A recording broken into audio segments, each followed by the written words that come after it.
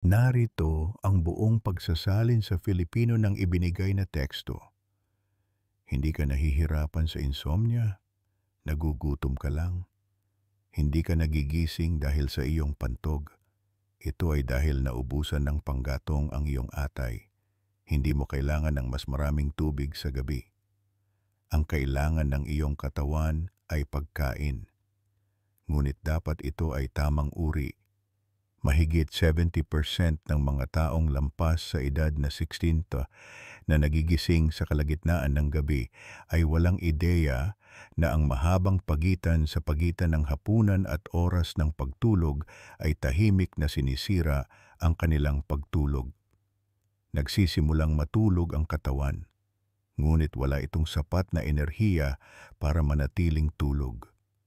Kaya, nagigising kang hindi mapakali na may mabilis na tibok ng puso at hindi makatulog muli. Ngunit ang kailangan lang ay isang maliit na kagat, ang tamang uri sa tamang oras. Bibigyan nito ang iyong katawan ng panggatong na kailangan nito upang manatiling tulog, pakalmahin ang iyong nervous system at natural na makabawi sa buong gabi. At sa video ngayon, ipapakita ko sa inyo ang 4 na bedtime snacks. Hindi ka palolobohin ng mga ito, hindi ka paiihiin ng mga ito. Ngunit tutulungan ka nilang matulog ng mahimbing sa buong gabi at magising na sariwa ang pakiramdam. Pagkatapos ng edad na 60, humihinto ang iyong katawan sa pag-iimbak ng enerhiya tulad ng dati. Bumaba ang melatonin, bumagal ang atay, ang iyong nervous system ay nagiging mas sensitibo kahit sa maliliit na pagbabago sa iyong body clock. At kapag masyadong matagal kang walang pagkain sa pagitan ng hapunan at oras ng pagtulog, kailangang i-activate ng atay ang isang survival mechanism. Naglalabas ito ng cortisol para kumuha ng asukal papunta sa daluyan ng dugo. Ngunit ang mismong hormone na iyon ang gumugulat sa iyo sa kalagitnaan ng gabi. Ang nararamdaman mo ay hindi ang pagnanais na umihi. Ito ay isang stress signal. Kaya naman ang isang maliit na merienda bago matulog ay hindi para busugin ka. Ito ay para pakalmahin ang katawan, patahimikin ang nervous system, bawasan ang presyon sa atay, at panatilihing nasa tamang landas ang iyong biological rhythm. Sa video na ito, ipapakita ko sa iyo ang 4 na banayad na merienda na partikular na idinisenyo para sa mga nakatatanda. Ang mga ito ay simple, madaling hanapin, at suportado ng agham upang matulungan kang matulog ng mas malalim, mas matagal, at magising na may mas magaan na katawan at mas malinaw na isipan. Bawat isa ay may iba't ibang paraan ng paggamit. At ang huling pagkain sa listahan ay isang bagay na kinakain ng karamihan sa maling paraan.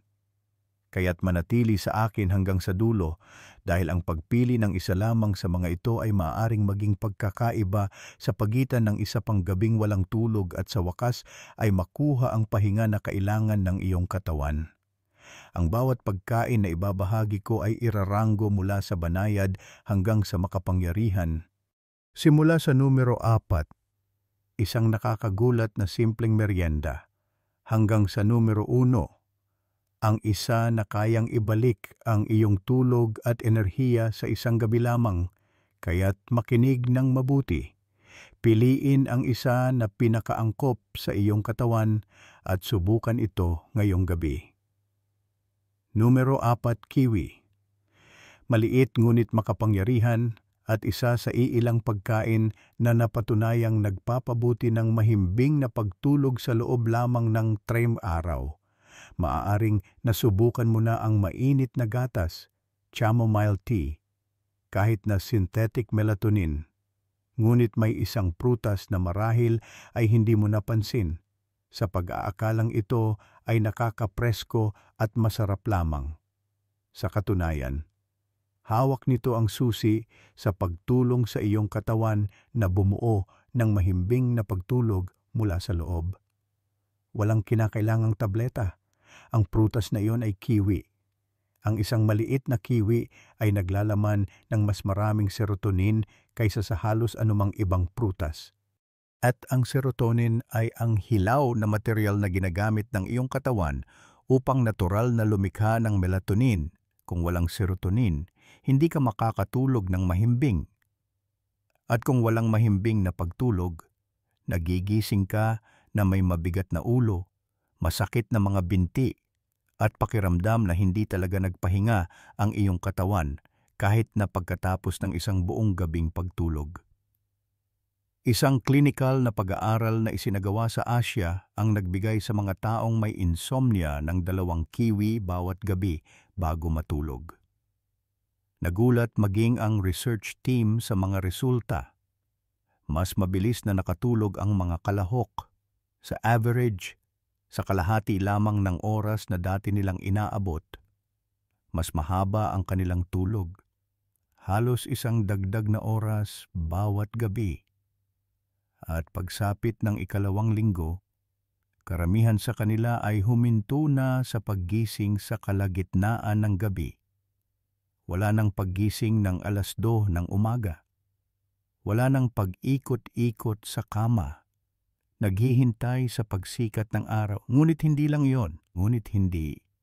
Naglalaman din ang kiwi ng mataas na antas ng bitamina C, bitamina E, at folate. Ang mga sustansyang ito ay tumutulong na bawasan ang bahagyang pamamaga sa nerve tissue, suportahan ang matatag na neurotransmission, at payagan ang utak na pumasok sa isang natural na estado ng pagbawi. Nag-aalala ang ilang tao na ang bitamina C sa gabi ay maaaring makagambala sa pagtulog. Ngunit sa kiwi, hindi nag-iisa ang bitamina C. Kasama nito ang fiber, serotonin, at iba pang neuroregulatory compounds. Ang kombinasyong ito ay nagpapabagal sa absorption at pinipigilan ang pagpapasigla ng central nervous system. Sa katunayan, ang banayad na synergy na ito ang tumutulong sa iyo na makatulog ng mas madali at mas mahimbing, at narito ang mahalagang bahagi. Para gumana ang kiwi, kailangan mong kumain ng berdeng kiwi, ang uri na may berdeng laman at medyo maasim na lasa. Hindi ang dilaw na uri. Ang berdeng kiwi ay naglalaman ng mas maraming serotonin at may mas mababang glycemic index. Kumain ng 1 hanggang 2 buong prutas mga 1 oras bago matulog. Huwag itong i-juice. Ang fiber sa kiwi ay may mahalagang papel sa pagpapatatag ng iyong asukal sa dugo sa gabi, na pumipigil sa mga pagbagsak na maaaring gumising sa iyo sa kalagitnaan ng tulog. Hindi ito isang mabilis na solusyon na agad kang patutulugin. Ngunit kung bibigyan mo ito ng 3 gabi, 3 gabi lamang, magsisimulang matanggap ng iyong katawan ang mga senyales na kailangan nito upang maibalik ang pagtulog. At sa umaga ng ika-4 na araw, maaaring may mapansin ka.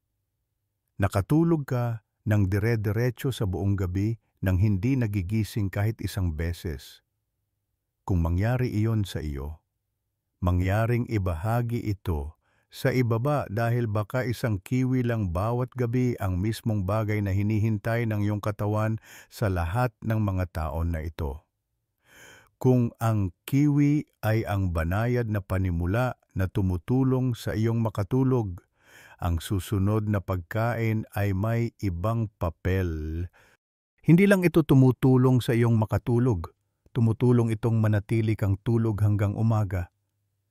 At ang nakakagulat na bahagi ay matagal nang hindi nauunawaan ang pagkaing ito.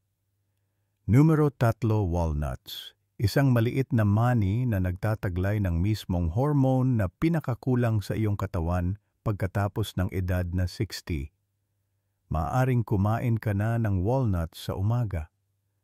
Maaring inihalo mo na ito sa iyong mga salad o inihurno sa mga muffin.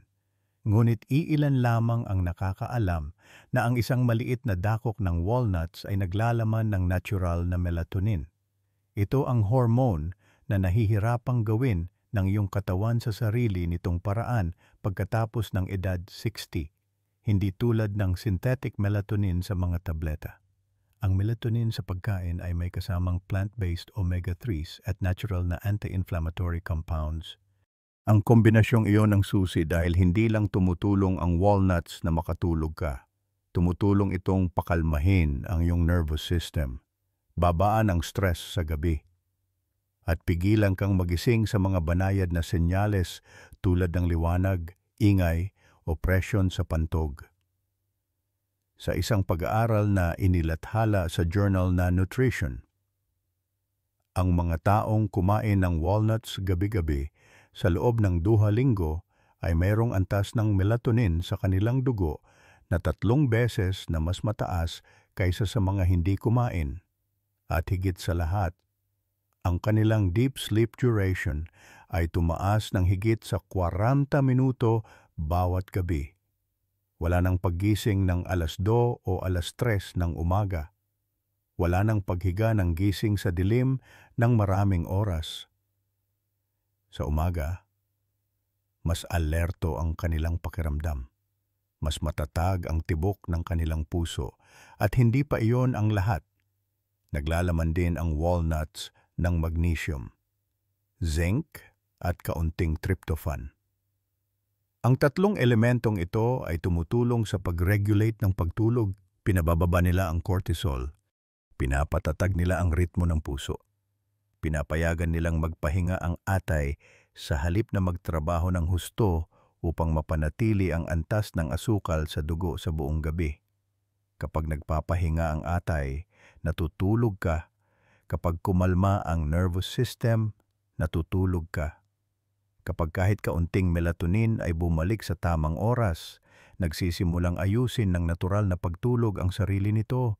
Upang magamit ito ng maayos, kailangan mo lang ng 5 hanggang 7 kalahati ng walnut mga 45 minuto bago matulog. Nguyaing mabuti ang mga ito. Huwag itong isabay sa gatas o matatamis na prutas dahil maaari itong magdulot ng pamumulokat. Mas siksik ang merienda na ito kaysa sa kiwi at partikular na epektibo para sa mga madalas magising bandang 3:00 ng umaga na medyo gutom, may mabilis na tibok ng puso, o hindi mapakaling isipan. Kung nasubukan mo na ang mga suplemento ng melatonin nang walang resulta, subukan ang walnuts sa halip, hindi ka nila patutulugin agad. Hindi ito nakasanayan. Ngunit kung kakainin mo ito ng tuloy-tuloy bawat gabi sa loob ng 3 hanggang 5 gabi, mararamdaman mong natural na nagre-reset ang iyong katawan sa ritmo ng pagtulog nito. At kung mangyari iyon, ibahagi ang iyong kwento sa ibaba dahil ang iyong karanasan ay maaaring makatulong sa isa pang nakatatanda na muling matuklasan ang kalmado pagkatapos ng maraming taon ng hindi mapakaling gabi. Kung tinutulungan ka ng walnuts na manatili sa mahimbing na pagtulog buong gabi. Ang susunod na pagkain naman ang bahala sa pinakamahirap na bahagi, ang pagpigil sa iyong paggising dahil sa pagkapagod ng atay o biglaang pagbagsak ng asukal sa dugo. At nakakagulat, hindi naman kakaiba ang pagkaing ito. Nasa kusina ito ng karamihan sa mga tahanan. Numero 2, whole grain toast na may peanut butter. Isang simpleng kombinasyon na maaaring tumigil sa iyong paggising ng 2:00 ng umaga nang walang kahit isang tableta. Iniisip mong nagigising ka para umihi, ngunit sa katotohanan, humihingi ng tulong ang iyong atay. Pagkatapos ng hapunan, ang iyong katawan ay dumadaan sa 7 hanggang 8 oras na walang pagkain. Pagsapit ng 1:00 o 2:00 ng umaga, nagsisimulang bumaba ang iyong asukal sa dugo. Kailangang gumawa ng glucose ng atay sa sarili nitong paraan. Ang prosesong iyon ay nagpapataas ng cortisol. Kapag pumasok ang stress hormone, bumibilis ang tibok ng iyong puso. Nagigising ka. Akala mo pantog iyon, ngunit sa totoo lang, naubusan ka lang ng panggatong para manatiling tulog. Kaya naman napakabisa ng isang hiwa ng whole grain toast na may peanut butter. Nagbibigay ang toast ng complex carbs. Hindi nito biglang itataas ang iyong asukal sa dugo, ngunit pananatilihin itong matatag sa loob ng maraming oras. Samantala, nagdadala ang peanut butter ng plant-based fats, magaan na protina, at kaunting tryptophan. Sama-sama, tinutulungan ng mga sangkap na ito ang tryptophan na mas madaling tumawid sa blood-brain barrier. Mas maraming serotonin ang nalilikha at dumarating ang melatonin sa tamang oras. Sa isang pag-aaral na inilathala sa American Journal of Clinical Nutrition, ang mga nakatatanda na kumain ng magaan na merienda sa gabi na naglalaman ng parehong complex carbs at unsaturated fats ay natulog ng halos 1 oras na mas mahaba ng walang patid kumpara sa mga kumain lamang ng carbs. Higit pa rito, ang mga plant fats sa peanut butter ay nagpapabagal sa pag-alis ng laman ng tiyan. Nangangahulugan iyon na dahan-dahan na natutunaw ng iyong katawan ang mga sustansya. Nakakapagpahinga ang atay, nananatiling matatag ang asukal sa dugo at hindi ka nagugulat sa paggising dahil sa banayad na gutom sa kalagitnaan ng gabi. Upang gawin ito ng tama, kumuha ng isang manipis na hiwa ng whole grain na tinapay. I-toast ito ng bahagya kung gusto mo. Pahiran ng halos 1 kutsarita ng purong peanut butter. Walang asukal, walang asin. Kainin ito ng dahan-dahan, mainam na mga 1 oras bago matulog. Walang jam, walang gatas. Panatilihing simple upang madaling matunaw at maabsorb ng iyong katawan ang signal para sa pagtulog.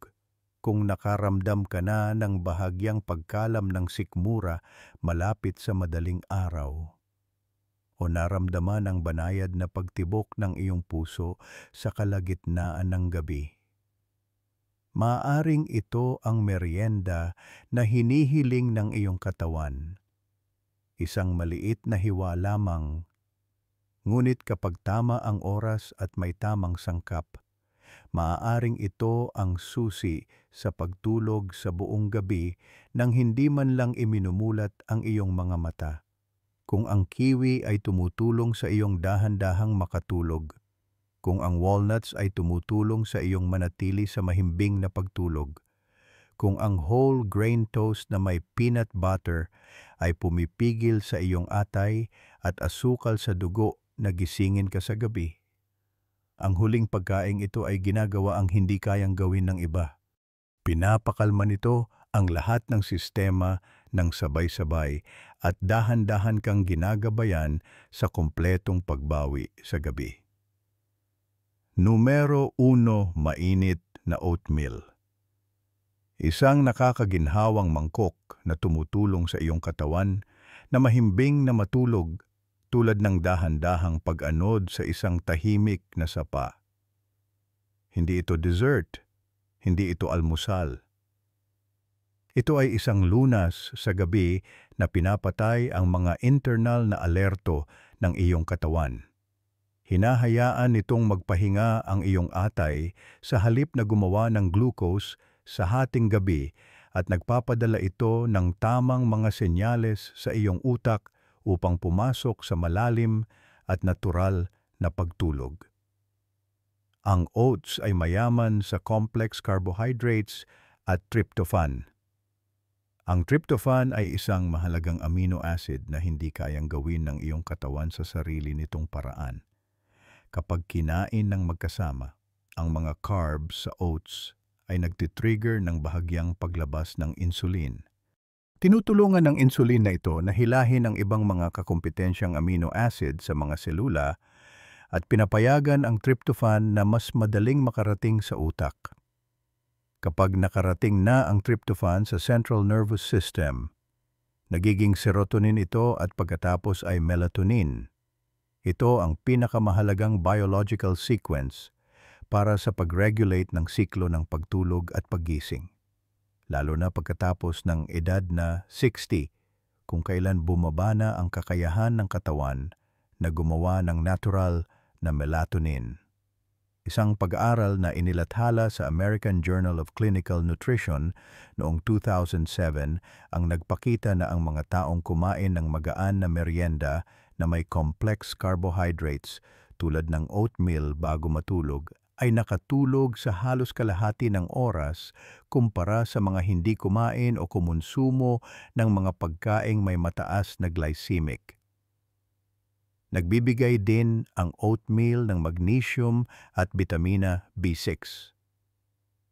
Ito ay dalawang sustansyang mahalaga para sa enzyme na nagko-convert ng tryptophan sa serotonin. Tumutulong ang magnesium na patatagin ang ritmo ng puso, i-relax ang mga smooth muscle, at i-activate ang parasympathetic nervous system. Kapag aktibo ang parasympathetic system, natural na nagre-reset ang iyong body clock at mas madaling makapasok ang katawan sa malalim at mahimbing na pagtulog. Isang pag-aaral mula sa Iran na inilathala sa Journal of Research in Medical Sciences noong 2012 ang natuklasan na ang pagdaragdag ng magnesium intake sa pamamagitan ng pagkain ay nakatulong sa mga nakatatanda na pahabain ang kanilang mahimbing na pagtulog ng halos 1 buong oras bawat gabi pagkatapos lamang ng 4 na linggo. Tumutulong din ang oatmeal na patatagin ang asukal sa dugo sa gabi. Salamat sa mababang glycemic index nito at mataas na soluble fiber content. Pinipigilan nito ang mga pagbagsak ng glucose ng alas 2 o alas 3 ng umaga. Iyon ang oras kung kailan kailangang agarang gumawa ng glucose ang atay, na may kasamang pag-akyat ng cortisol, at iyon madalas ang dahilan kung bakit maraming tao ang nagigising sa kalagitnaan ng gabi nang hindi alam ang totoong dahilan. Upang magamit ito ng maayos, magluto ng 1 serving ng rolled oats na may tubig o unsweetened nut milk. Panatilihin itong medyo malapot at kainin habang mainit pa mga 60 hanggang 90 minuto bago matulog. Huwag lagyan ng asukal, huwag lagyan ng condensed milk. Kung gusto mo, maaari kang magdagdag ng 1 hiwa ng hinog na saging o 1 kurot ng cinnamon upang mapahusay ang lasa at suportahan ang nervous system. Hindi ito isang pagkain na agad kang patutulugin. Ngunit kung gagamitin mo ito ng maayos at tuloy-tuloy bawat gabi, mararamdaman mo ang pagkakaiba. Kakalma ang iyong katawan. Gagaan ang pakiramdam ng iyong isipan. At sa susunod na umaga, malalaman mong tunay kang nakapagpahinga. Hindi mo kailangang baguhin ang iyong buong dieta. Hindi mo kailangan ng mga pampatulog na tableta. At hindi mo kailangang magdusa sa isa pang gabing walang tulog. Ang kailangan mo lang ay pumili ng isang pagkain. Gamitin ito sa tamang oras. Kainin ito 60 hanggang 90 minuto bago matulog. Huwag kumain ng sobra. Huwag kumain ng masyadong malapit sa oras ng pagtulog.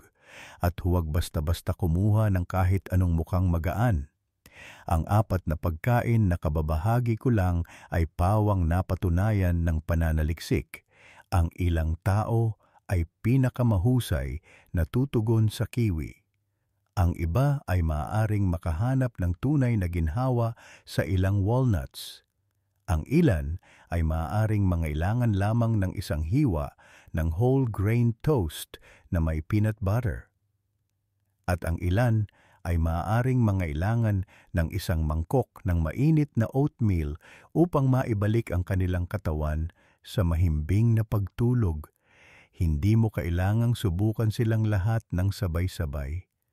Magsimula lang sa isa ngayong gabi. Bigyang pansin kung ano ang nararamdaman ng iyong katawan sa magdamag. Obserbahan kung ano ang iyong pakiramdam sa susunod na umaga. At kung may mapansin kang pagkakaiba, subukan itong muli sa loob ng 3 pang gabi. Kapag nagsimulang matulog ng tama ang iyong katawan, Makikilala mo ito, hindi dahil sa isang alarm clock, kundi dahil magigising kang mas magaan ang pakiramdam, mas malinaw ang isip, at hindi na nahihirapang gumalaw sa buong umaga. Kung napili mo na ang unang pagkain na susubukan ngayong gabi, ibahagi ito sa mga komento sa ibaba. At kung nagamit mo na ang isa sa 4 na pagkaing ito at gumana ito para sa iyo, ikwento mo. Ang iyong karanasan ay maaaring eksakto kung ano ang kailangang basahin ng isa pang nakatatanda sa 3:00 ng umaga. At kung gusto mong patuloy na makatanggap ng mas simple, practical, at madaling sundan ng mga video na particular na ginawa para sa iyong kalusugan, pagkatapos ng 60, pindutin ang subscribe at i-on ang notification bell. Nandito lang ako bawat linggo. Kasama ka sa paglalakbay. Isang hakbang sa bawat pagkakataon. Tinutulungan kang bawiin ang tulog at sigla na tunay mong nararapat. Oh.